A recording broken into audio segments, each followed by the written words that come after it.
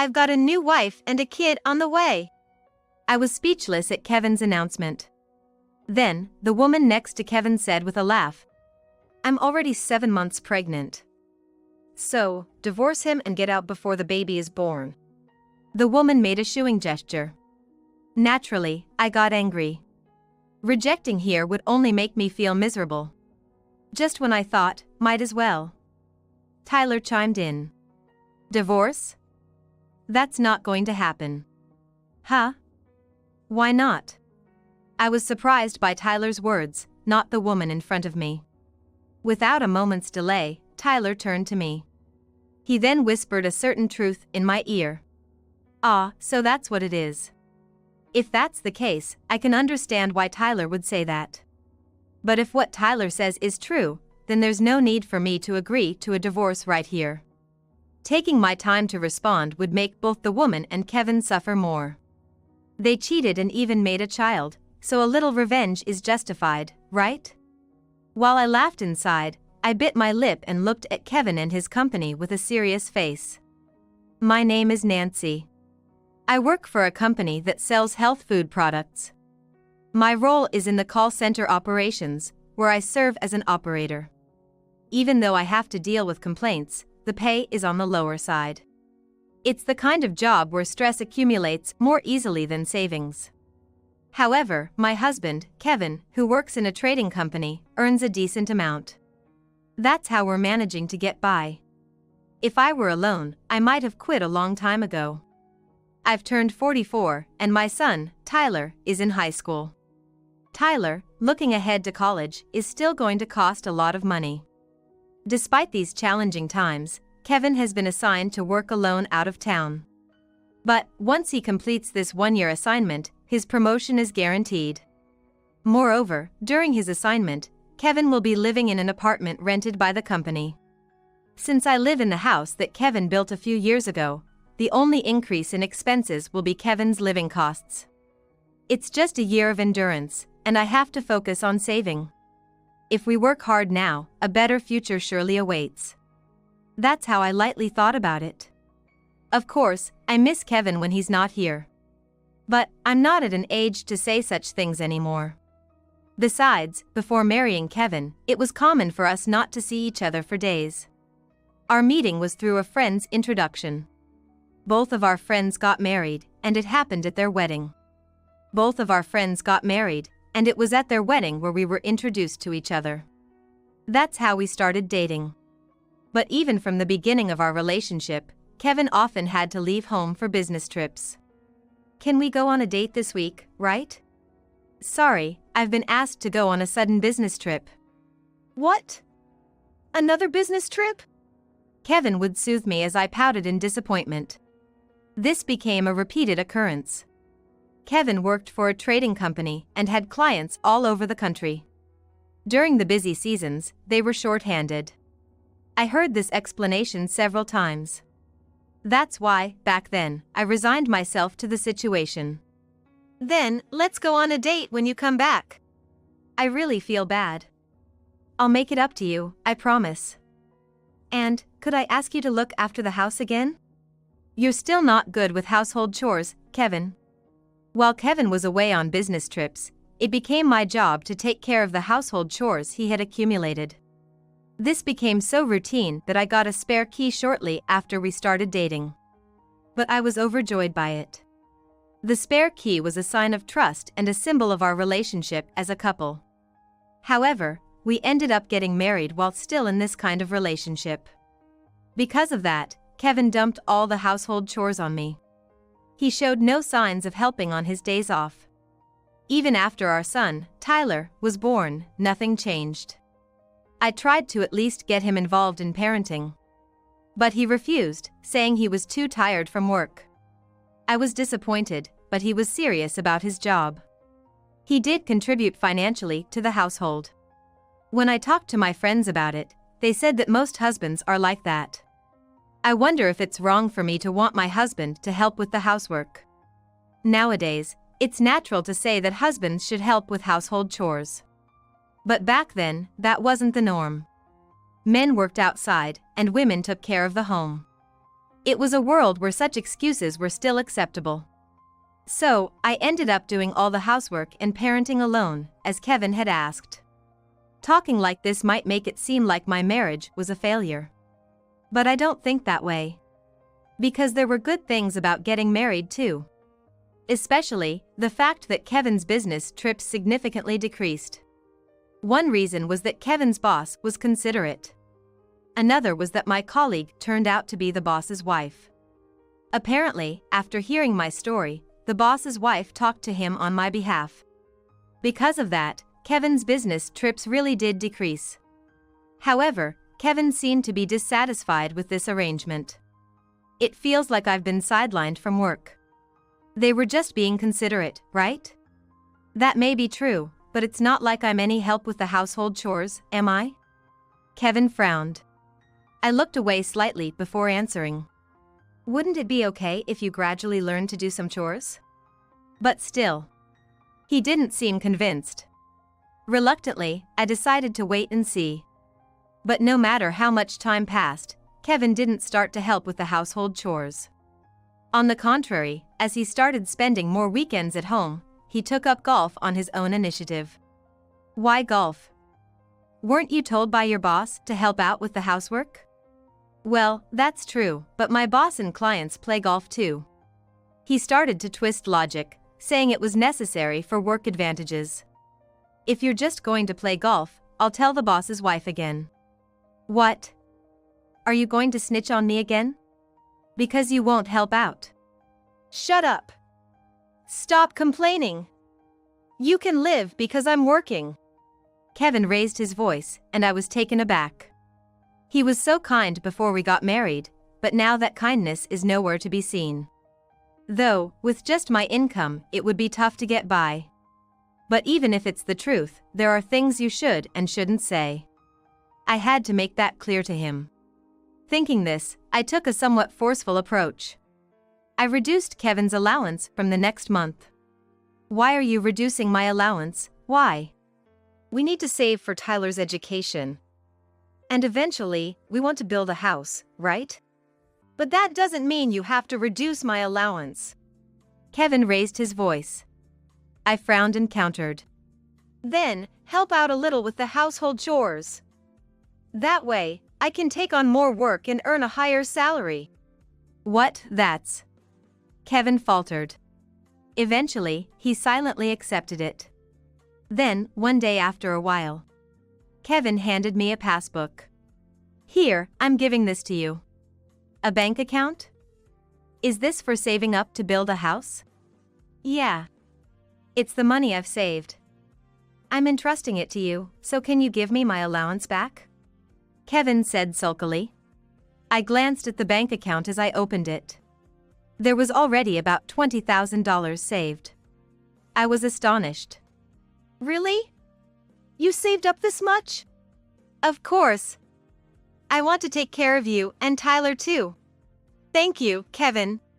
In my joy, I leaped at Kevin and promised to restore his allowance to its original amount, all in the heat of the moment. But this was all part of Kevin's strategy. I only came to realize this much later. However, that incident significantly changed our relationship. We began to cooperate in saving for our house. That being said, it didn't mean Kevin started doing household chores. He simply helped me save money. He agreed to bring lunch I made and to drastically reduce eating out. He also reduced the number of times he went golfing. Naturally, I made various sacrifices as well. Through our mutual efforts, we were able to save enough money to build a house in just a few years. By the time our new house was completed, Tyler had become a middle schooler. Tyler was doing well in both his club activities and studies, achieving top grades at school. His teacher said he could aim for one of the top high schools in the state and even aspire to a top-tier university in the future. I was truly happy. Then, just after Tyler started high school, Kevin came home from work one day with a serious look and started this conversation. Nancy, I've got some sudden news, and I'm sorry to spring this on you, but I've been assigned to work alone out of town. What? A solo assignment? Why? The thing is, Kevin explained that his work performance had been recognized, and he was going to be promoted. But a one-year solo assignment was a condition for his promotion. The company would provide a place to live, so only living expenses would be necessary. However, we had just built our house a few years ago. We still had a mortgage, and it was a challenging time financially. His boss had told him to discuss it with his family. Needless to say, I was torn. The mortgage was substantial, and we couldn't afford to live separately. Traveling back and forth on weekends would be a significant expense. Enduring just 1 year could lead to a promotion and more financial leeway. Kevin appeared keen on the idea. Despite my reservations, I decided to support him. It's just a year. We'll manage. But the mortgage. Don't worry. I'm also working. Thank you, Nancy. That's how I came to send Kevin off. Yet, once apart, unexpected difficulties arose. Often, Kevin wouldn't answer my calls. You didn't pick up yesterday, what's up? Sorry, was caught up with work. Are you okay? Any problems? I'm fine, really. Just no time to clean up. Kevin chuckled, somewhat embarrassed. I sighed in exasperation. Maybe I should come over and help clean on my day off? Ah, no, that's fine. Becoming noticeably flustered. That seemed odd. Is there something you're not telling me? No, it's not that. Just think of the travel expenses. He awkwardly laughed. His reaction raising my suspicions. Was he hiding something, or perhaps there was a reason he didn't want me visiting? My thoughts raced, quickly landing on the possibility of infidelity. Given his remote assignment, it was easy for him to step out, and I'd be none the wiser. I'd be willing to overlook a harmless night out. But actual cheating was another matter entirely, one I couldn't let slide. I couldn't forgive that. Despite feeling unsettled, with no evidence at hand, I let it go for the day. Yet, the unease in my heart didn't vanish. I spent my days engulfed in this unease. Then, as Kevin's year of solo assignment was nearly up, I came home from work to find the lights on unexpectedly. Tyler should have been late due to club activities. So, who could it be? With caution, I opened the front door. There were Kevin's familiar shoes in the entrance. But, there were also women's shoes that I didn't recognize. A bad feeling started to creep in. I hurried to the living room. Welcome back. Nancy. Kevin was there in the living room. Beside him was an unfamiliar young woman. I'm back, but who is she? Just then, Tyler's voice came from the entrance. I'm home. I'm starving. Tyler rushed into the living room. Then stopped dead in his tracks upon seeing Kevin and the woman. Are we having guests? Sorry, should I go out? Tyler offered tactfully. But Kevin stopped him. No, there's something I want both of you to hear. So, please, stay here, he said. Okay then. Tyler glanced at me, perhaps sensing something. Trying not to show my turmoil, I nodded with a smile. As this was happening, Kevin began to kneel down. And then, he blurted out something like this. I've got a new wife and we're having a baby. Kevin's declaration left me speechless. Then, the woman next to Kevin said with a laugh, I'm already 7 months pregnant. So, divorce her and leave before the baby arrives. Making a shooing gesture. Understandably, I was livid. Rejecting here would only result in humiliation. Just as I thought to perhaps concede. Tyler chimed in. Divorce? That's not going to happen. What? Why? I was surprised not by the woman's words, but by Tyler's. Without missing a beat, Tyler turned to me and whispered a certain truth. So that's how it is. If that's the case, I can understand why Tyler would say that. But if what Tyler says is true, there's no need for me to agree to a divorce right here. Taking my time to respond would make both the woman and Kevin suffer more. After all, cheating and fathering a child warrants some form of retaliation. While inwardly amused, I stared down Kevin and the woman with a serious expression, biting my lip. Do you even realize what you've just said? Kevin quietly nodded. Kevin has a family with me and Tyler. Yet, he says he's got a new wife and child. How could this not be absurd? What are we then? I gave Kevin such a look. Then, the woman started to complain, puckering her lips. Just leave already. You're in the way. Could you please not interfere? This is a family matter. Huh? I am family. After all, I'm carrying his child, she said, caressing her belly. Irritated, I asked back. Excuse me, but what's your name? Me? Naomi. And who are you? She smirked, snorting in disdain. Though it seemed unnecessary to even ask, I responded. I'm Nancy, Kevin's wife. Wife. You won't be needing that title anymore. Why's that?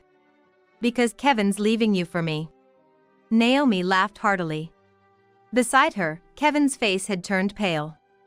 But setting that aside, something became clear from the conversation. Naomi had been pressing Kevin for a divorce. Indeed, Kevin mentioned having a new wife and child but never said he wanted to divorce me. Well, even if he hadn't said he wanted a divorce, a husband who cheats and fathers a child is no husband I desire. I see no option other than divorce myself. But as Tyler said, now is not the time for divorce. I'll divorce him, but only after thorough preparation. That's the best course of action. The more I thought about it, the more my irritation grew. I felt like I couldn't take it anymore. Reaching my limit, I told Kevin this. Sorry, but I need some space. Please leave. No, but... Isn't it clear you're at fault here? Or do you intend to make things worse? Faced with my stern gaze, Kevin quickly averted his eyes. Then, he hurriedly gathered his things and somewhat forcibly got Naomi to stand up. Naomi, for today, let's just... Huh? Didn't you say you'd divorce her? Or are you not planning to take responsibility? No, it's not that, just for today.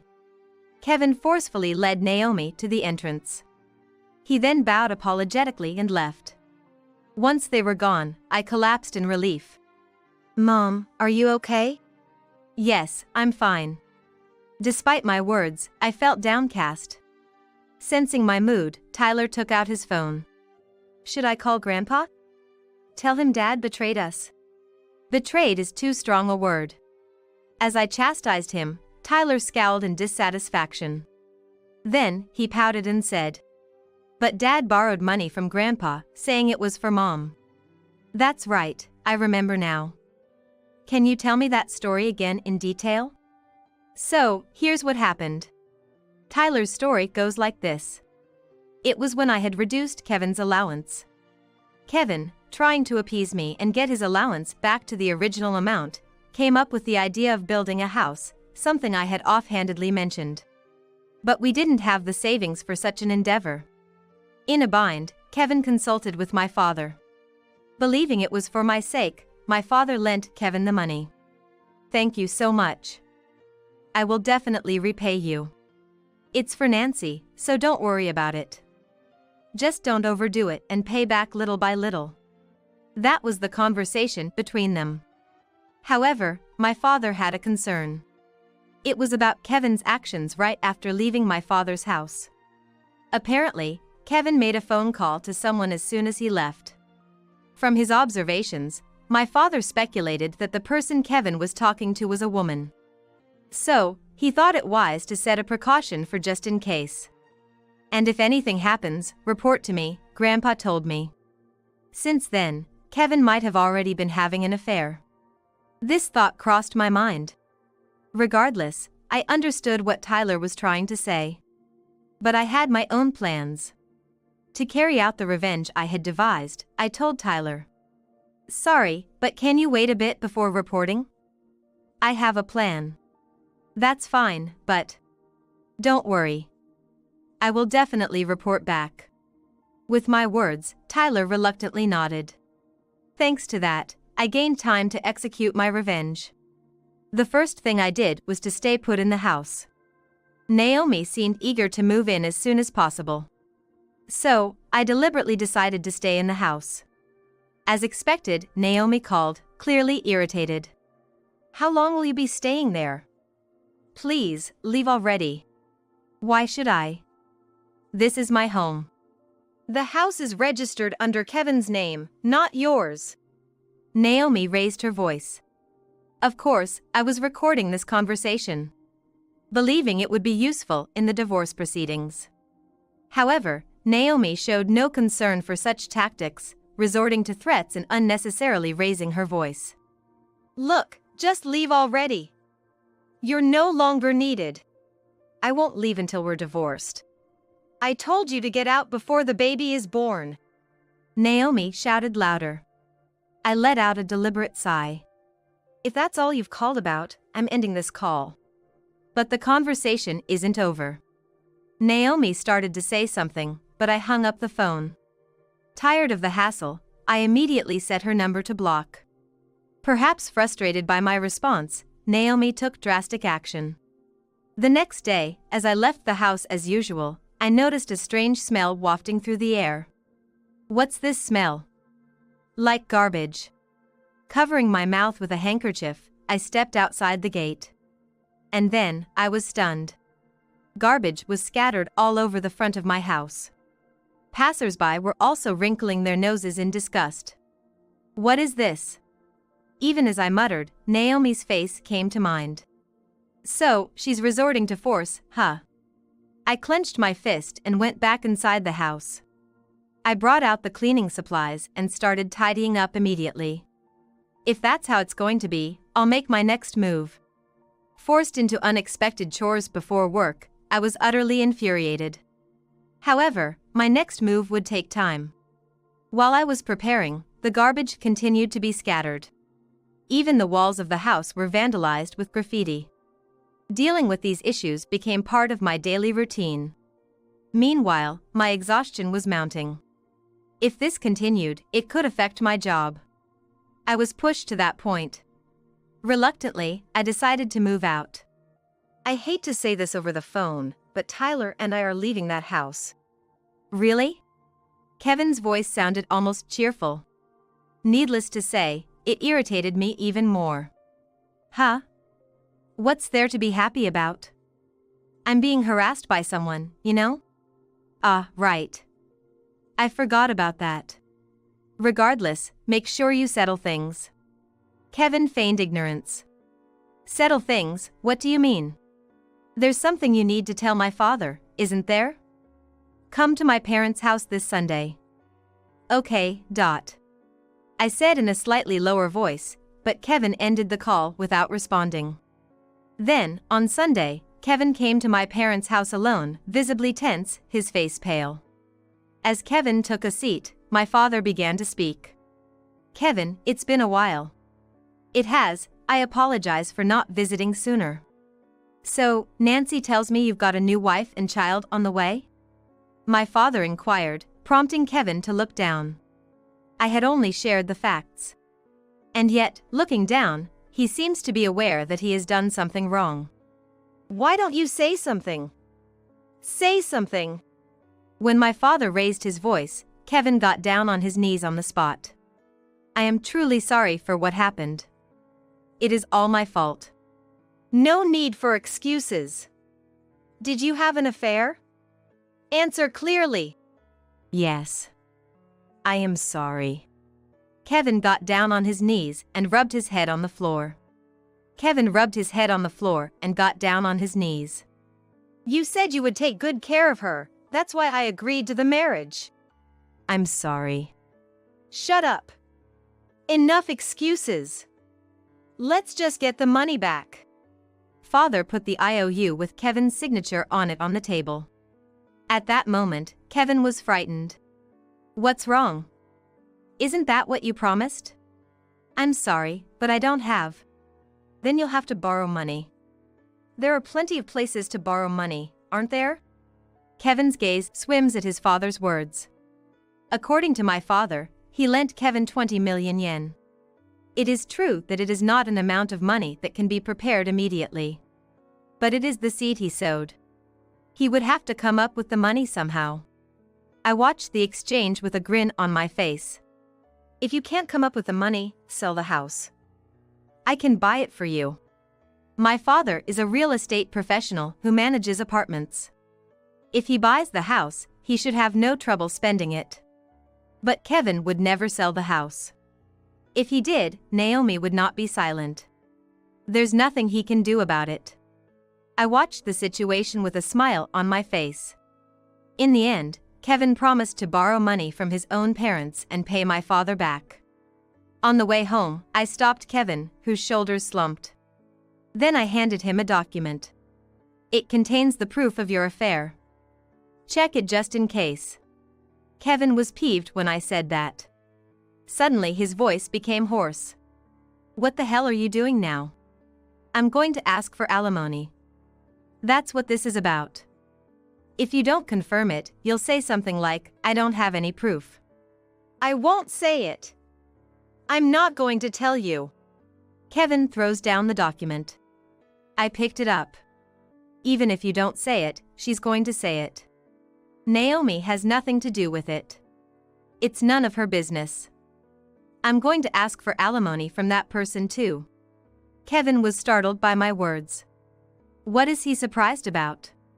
It is a common practice to demand alimony from a partner who has been unfaithful to you. I was stunned that he didn't understand anything. Anyway, I forcefully handed the documents to Kevin and reminded him. You should talk about who is going to pay the alimony. I tapped Kevin on the shoulder. At that moment, Kevin's shoulders slumped. After that, Naomi complained to me. Moreover, she even came to my workplace. Of course, the company security guards kicked her out. But just before she was taken out, she said, "Remember, greedy woman. Remember, greedy woman." I want to tell her, that's you. You take people's husbands, their houses, everything. However, I am not unmoved by Kevin either. In any case, we are claiming alimony through a lawyer here. I have no reason to complain because I have gone through all the proper procedures. And no matter how much Naomi complained, Kevin, who was angry with his father, would not have the energy to argue with her. You lost, I laughed inside my heart. However, things changed drastically. It was a day about a week after Naomi arrived at the office. Right after the end of the workday, my phone rang. A phone call? Who is it? It was a phone number I didn't know. Normally, I would not answer the phone, but something made me feel uneasy. So I was on the phone. Fearfully, I spoke to the person on the other end of the phone. Hello? What? Police? The caller identified himself as a police officer. I listened to the other party's story with some trepidation. According to the police officer, Tyler had gotten into trouble on his way home from school. He was not injured, but was in the middle of a dispute at a family restaurant near the high school. So he wanted me to come too. Okay, I will come immediately. I hurried to the family restaurant. When I arrived at the scene, I was shown to the office. Greeting to the waiter, I went inside. In the office were Tyler, several high school students, and a police officer. I apologized for the inconvenience. As I walked in, the person sitting on the sofa suddenly stood up. You! What kind of education are you giving your son? What? It was Naomi. I was surprised and Naomi came to me. Your son stole my wallet! Naomi shouted loudly. A policeman intervened. He separated us and told us how it happened from the beginning. Tyler asked a few of his friends to study with him because he had an exam coming up. So he and a few friends started looking for a place where they could study. At first they tried the library, but it was closed. So they came to a family restaurant. With the restaurant's permission, they started a study session at the end of the room. Since they were studying quietly, the restaurant did not see it as a problem. However, about an hour had passed since they entered the restaurant. Suddenly, a woman's loud voice echoed in the store. The waiter found that a woman was screaming that her purse was missing. The woman seemed to be Naomi. Anyway, the waiter talked to her. She claimed that her purse disappeared while she went to the restroom. So the waiter checked the surveillance camera. But there was no suspicious person around. While we were talking about this, Tyler, who was sitting next to me, came back. It seemed that Tyler had also gone to the restroom. As soon as she saw him, she started to make a fuss again. He hates me, he is the culprit. Tyler, how's it going? I'm sorry, but I don't know. You say so, but did you see it, Naomi? When I asked her with a sigh, she scoffed at me. I'm not sure what to do. I didn't see it. I didn't see anything, except that my wallet was in it. I looked at the policeman with a startled look. The policeman nodded deeply. Of course, I don't think Tyler would do such a thing. But the wallet would never go into the bag by itself. I looked back at the waiter as if to ask for help. The waiter shakes his head and tells me what's going on. From the angle of the surveillance camera, I could only see the bags they had placed next to each other. Moreover, both Tyler and Naomi were going to the restroom, and they were searching through their bags just before they did so. In other words, the camera only shows the two with their backs to the surveillance camera exploring the bags that were placed next to each other at different times. When Tyler reaches into Naomi's bag, it looks like he is only exploring his own bag. That is what they told me. When this happens, Tyler is at a disadvantage. There was nothing I could do. I was about to give up. Several high school girls came to the office. One of them held out her phone to the policeman. Actually, I was filming. Filming? A loud voice comes out suddenly. At that moment, the schoolgirl was startled. Mom, don't scare her. Amy is a scaredy cat. What? Do you know her? Yes, we are in the same class. She came next to me, so I asked her to take a picture just in case. Tyler receives the phone of the girl, Amy, and shows the recorded video to the police officer. Then he showed the recorded video to the policeman. Hey! Wait! Naomi panicked. The policeman lightly controlled her. Look, that woman has it in my bag. I see. I see. She wants to frame you. The policeman gave her a hard look. Naomi averted her eyes and said, I guess I was wrong. It seems I was mistaken. Whatever the case may be, please tell me what's going on. No, I'm busy and I'm pregnant. While we were talking, I checked the image on Tyler's phone. It firmly shows Naomi putting her own purse into Tyler's bag. It seems that it was a self-made act of Naomi's. I am relieved and angry at the same time. Be a grown-up and go to the interview. Shut up. It's none of your business. It is my business. You're the one who wrote graffiti on my house and scattered garbage all over it. The police officer's face changes color at my words. He said the same thing. Do you have any proof? We hired a detective over there, and just the other day we got all the evidence we need. I show him the photos I took of the documents I gave Kevin. I talked to the police officer who is checking it. If you like, I can give you the investigation documents. I also have audio of her verbally abusing me. The police officer nodded emphatically. After that, Naomi was taken to the police station.